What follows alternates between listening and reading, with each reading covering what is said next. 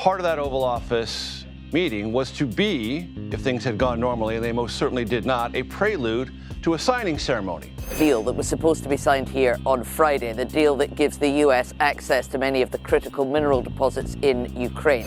Я думаю, що наші відносини будуть продовжені. The waters on the global stage are not calming down. Ukrainian President Volodymyr Zelenskyy recently met with US leader Donald Trump in the Oval Office. This summit was at the center of the world's attention, and the European side, including Ukraine, thought that Donald Trump could end the war. But the meeting between Zelenskyy and Trump was incredibly tense. You're gambling with World War III. You're gambling with World War III. During the meeting, both sides gave the press some remarkable shots. The US president had reproposed the minerals deal to the Ukrainian leader. The revised $500 billion mineral offer was rejected by Zelenskyy for the second time. Trump, on the other hand, stated that the US would not provide military support to Ukraine in response to the failure of this proposal, and that funding sources would be cut. All right, we're going to head to some breaking news where President Trump has ordered a pause to all military aid to Ukraine. In other words, Ukraine did not get a clear result from the meeting with the US. Zelenskyy, on the other hand, left the US and headed to the United Kingdom, interrupting his press conference and other activities. At the historic summit in London, the EU backed Ukraine and announced military aid packages. But US support seemed essential to defeat Russia. Trump told the press that if Zelenskyy reconsidered the mineral deal, he could come back to the Oval Office, and that the US would continue to support Ukraine. Is the Ukraine minerals deal now dead, or can it be revived? What's your... Well, I'll let you know. We're making a speech. You probably heard about it tomorrow night, so I'll let you know tomorrow night. But no, I don't think so. The Ukrainian leader, who took action after Trump's statements, made striking statements about his readiness for the minerals deal. Zelenskyy was also aware that he needed the support of the United States. Now we will discuss the Ukrainian leader's new decision on this deal. Before we begin, please don't forget to subscribe to our channel, turn on notifications, and like to stay informed about our content. Let's get started. Ukrainian President Volodymyr Zelenskyy said he is ready to sign the suspended minerals agreement with the United States. The deal, which was supposed to be a step towards ending the conflict in Ukraine, was scuttled after a televised argument with US President Donald Trump in the Oval Office. However, the Ukrainian side proved once again that it is ready to put the past behind it. Zelenskyy said that, "It is our policy not to continue what happened in the past. We are constructive. If we agreed to sign the mines agreement, we are ready to sign it." However, the Kiev leader said that the agreement was not enough. Якщо ми домовилися, що вона буде підписана з нашого боку, ми готові підписувати. Я, чесно кажучи, думаю, що і Сполучені Штати будуть готові.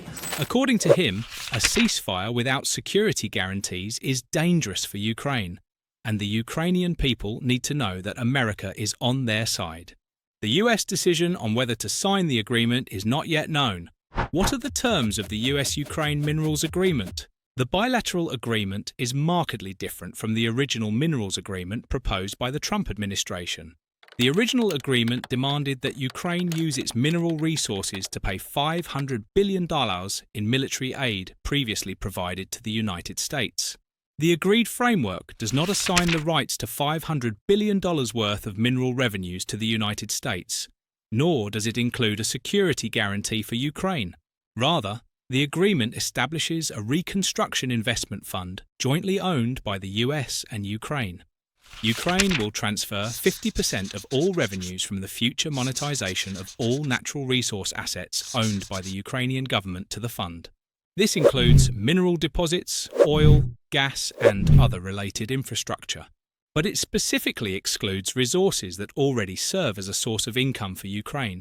For example, the operations of Naftogaz and Ukronafta, Ukraine's largest oil and gas producers. This means that the fund's profitability depends entirely on the success of new investments in Ukrainian resources. Contributions to the fund will be reinvested in projects in Ukraine to further develop assets such as mineral deposits, oil, gas, infrastructure, and ports. These projects will need to be defined in more detail in the final funding agreement. These investments from the fund are intended to further increase the private sector's interest in investing in Ukrainian resources and attract the capital necessary for the reconstruction of Ukraine and the development of its resources. The private sector's response is therefore crucial to the success of the fund and will determine how much value the United States will ultimately realize. The agreement does little to guarantee Ukraine's security or reaffirm US financial and military support in the ongoing conflict. The idea, however, is that with the US-Ukraine joint investment in the country's resources, the United States will continue to have a stake in Ukraine's security, stability, and lasting peace, and thus will be incentivized to support and defend Ukrainian security. What minerals does Ukraine have, identified by the World Economic Forum as a major potential supplier of rare earth metals? Ukraine is thought to have about 5% of the global reserves of rare earth metals, comprising 30 substances classified as critical raw materials by the European Union. Most of Ukraine's mineral wealth is located in the Ukrainian Shield, which covers regions such as Luhansk, Donetsk, Zaporizhia, and Dnipropetrovsk, which are largely under Russian control. Ukraine's Ministry of Environmental Protection and Natural Resources says the country has Europe's #1 reserves of graphite, lithium, titanium, and uranium, vital for producing batteries, armor, defense materials, and nuclear fuel. China is the world's largest producer of titanium, but Ukraine is in the top 10 in terms of proven reserves, accounting for 7% of global production. Other major suppliers include Russia, Mozambique, Australia, and Canada. The US mines relatively small amounts of titanium in Nevada, Utah, and Virginia. The metal's strength-to-weight ratio and resistance to heat make it very important for aerospace. For example, titanium is used in the bulkheads and engine parts of the F-35 Joint Strike Fighter to withstand the high temperatures generated during supersonic flight. In the 1960s, the US had to secretly procure titanium from the Soviet Union to build the SR-71 spy plane. Before the Russian invasion, Ukraine was a major supplier of titanium to the military sector. In 2023, Ukraine sold its largest titanium producer to a private company that operated 2 large titanium mines in Dnipropetrovsk and Zhytomyr. The leading producers of lithium, a metal vital for high-tech lithium-ion batteries used in everything from smartphones to electric vehicles, are Chile, Australia, and China. Lithium is also used in the production of ceramics, glass, and alloys. Batteries alone represent 80% of total demand. Ukraine has one of the largest lithium reserves in Europe, estimated at 500,000 tons, or about 3% of total global reserves. However, none of Ukraine's lithium is currently mined. Mining would require hundreds of millions in investment. About 25% of Ukraine's lithium deposits are located in Russian-occupied territories, and the occupation is halting further extraction investment. Ukraine's reserves are located in petalite ore, a more complex and more costly material than spodumene, the primary ore used by other lithium producers. According to Ukraine's Anti-Corruption Action Center, extracting lithium from petalite is a technologically intensive and capital-heavy process. China dominates graphite production, accounting for more than 75% of global supply, and also has the largest reserves. But Ukraine is thought to have one of the largest graphite deposits in the world, although its production is minimal, contributing only 0.5% of global production in 2020. Graphite is an important material in steel production and is used in the automotive industry in areas such as brake pads, gaskets, and clutches. Nickel, a silver-white metal used in alloys such as stainless steel, is critical in battery and jet engine production. The Democratic Republic of the Congo is the largest producer of cobalt, an important metal used in rechargeable battery electrodes and other commercial and industrial applications. Nickel and cobalt are often found together in mining. Indonesia, Russia, and Australia are among the largest nickel producers. In 2022, Ukraine ranked 69th in cobalt production and exported only $41,400 worth of the metal. Both cobalt and lithium are essential for electric vehicle production. Ukraine's mineral reserves represent a significant but largely untapped resource. Partnering with Ukraine to supply these minerals could reduce the United States' dependence on China and Russia to import them. What is the likelihood that the bilateral agreement will lead to progress on US mine safety? Mining is a long-term endeavour, so the United States may not benefit for the next 20 years. Ukraine still needs to conduct a comprehensive geological mapping. Once reserves are identified, it takes an average of 18 years to develop a mine globally, and it costs between $500 million and $1 billion to build a mine and separation plant. Even in the long term, the success of the bilateral agreement ultimately depends on Ukraine's ability to attract private investment in its mineral resources. The US government cannot order private companies to mine in Ukraine, as China and Russia can do with state-owned enterprises. While intergovernmental agreements can be a useful market signal to the private sector and encourage investments that would not otherwise materialize, the barriers to investing in Ukraine present enormous challenges that a bilateral agreement is unlikely to overcome with additional financial or security resources, namely, the lack of reliable reserves data to verify economic viability, the loss of essential infrastructure, and ongoing security risks in the region jeopardize the viability of long-term mineral investments. First, there is very limited data on whether Ukraine's rare earths and other strategic materials are commercially viable for mining. According to the former Director General of the Geological Survey of Ukraine, there is no modern assessment of rare earth reserves in Ukraine. The existing mapping was done by the Soviet Union 30-60 years ago and is based on old exploration methods. Aspects that affect the commercial feasibility of mineral deposits include depth, ore grade, byproducts, and location. Without verification of this data, mining companies are unlikely to risk investing hundreds of millions of dollars in potentially unsuitable deposits. Second, the war destroyed essential infrastructure. Mining is among the most energy-consuming industries worldwide. It accounts for about 38% of global industrial energy use and about 15% of total global electricity consumption. Between 2022 and 2023, almost half of Ukraine's electricity generation capacity was occupied, destroyed, or damaged by Russian forces. About half of the country's major grid substations were damaged by missile and drone strikes. As a result, Ukraine is left with only a third of its pre-war electricity capacity. Significant energy infrastructure will need to be built before mineral exploration or production can begin. Finally, mining companies are hesitant to make long-term investments due to the ongoing security risk in Ukraine. The lack of security guarantees in the bilateral agreement further complicates the situation. A new mine can operate for more than 50 years. Given the size and longevity of the investment, confidence in the political and economic stability of a jurisdiction is critical. While Trump, Putin, and Zelenskyy may reach a peace agreement, the threat of further conflict and land expropriation looms, given the long-standing nature of the conflict.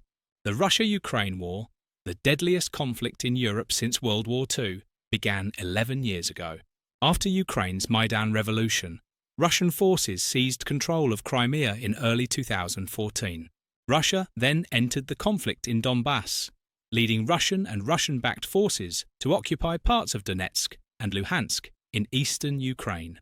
Putin announced his willingness to enter into negotiations for his own mineral treaty for minerals found not only in Russia, but also in Russian-occupied territories. What does the deal mean for Trump's approach to mineral diplomacy? Trump's commitment to securing Ukraine's mineral resources has made critical minerals a focal point of the administration's foreign policy. As the Trump administration takes a more transactional approach to international diplomacy, it is inevitable that critical mineral resources will be part of the conversation. The administration's emphasis on securing critical minerals is positive, but bilateral minerals agreements should be based on good geological data and the needs of the private sector. The Ukraine deal may be the first minerals deal of its kind, but it is unlikely to be the last one negotiated by the Trump administration. Trump has already shown interest in access to minerals from Greenland, Canada, and even Russia. The US government needs a measured, data-backed approach to working with partner countries to facilitate strategic investments. This approach relies on significant private sector engagement. What do these developments mean for US-Ukraine relations under Trump? And what are the implications for Ukraine's future and NATO security? Throughout the campaign, and in his first few weeks in office, Trump has consistently stated that he would take a different approach to the Russia-Ukraine conflict compared to the Biden administration's approach over the last 3 years. While the Biden administration sought to isolate Russia internationally by tightening sanctions, Trump opened diplomatic doors to Moscow in the first weeks of his second term. He held a 90-minute phone call, high-level face-to-face meetings with administration representatives, and an ad hoc meeting between President Trump and President Putin in Saudi Arabia in the near future. Moreover, while Biden has consistently prioritized arming and assisting Ukraine, Trump has taken a more transactional approach and questioned the utility of continuing to support Ukraine financially and militarily. Tensions between Trump and Zelenskyy have increased significantly, as access to critical mineral resources has been the last area where Trump has focused his diplomacy. But the viability of the deal remains to be seen as tensions between the two world leaders continue to rise. Trump has apparently accused Ukraine of starting the war with Russia. Meanwhile, Defense Secretary Pete Hegseth said that US troops will not be deployed to Ukraine under any security guarantees for the country. Under the Trump administration, Ukraine, Europe, and NATO as a whole are likely to face a major reduction in security guarantees if the US does not offer strategic resources or financial compensation. What should the US government do to encourage private investment in challenging international markets like Ukraine? While the security environment in Ukraine is not currently favourable for large private investment in resource development, the US government is right to look at what it can do to encourage investment in jurisdictions abroad that are rich in minerals but difficult for investors to access due to high risks. There are concrete policy and bureaucratic changes the United States can make to better support and reduce risks for the private sector, making strategic investments abroad.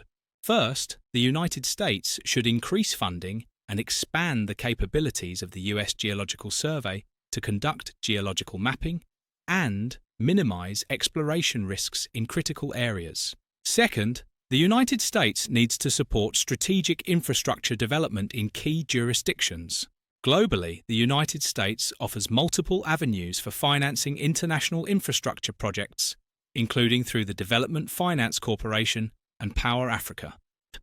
Third, the US government should use targeted financial incentives for Western companies to compete with rivals in high-risk mining jurisdictions. Successful mineral diplomacy will require the use of an arsenal of US tax credits, loan guarantees, and price support mechanisms. These are all tools that can be used to make US mineral projects more competitive against heavily subsidized Chinese competitors. In this context, we can imagine that the US is close to signing the mining agreement with Ukraine. But we also know that the political dynamics have been quite turbulent lately. In short, this issue is likely to be discussed a lot more. Stay tuned for further developments. Thank you for watching. Don't forget to subscribe to our channel, turn on notifications, and like us.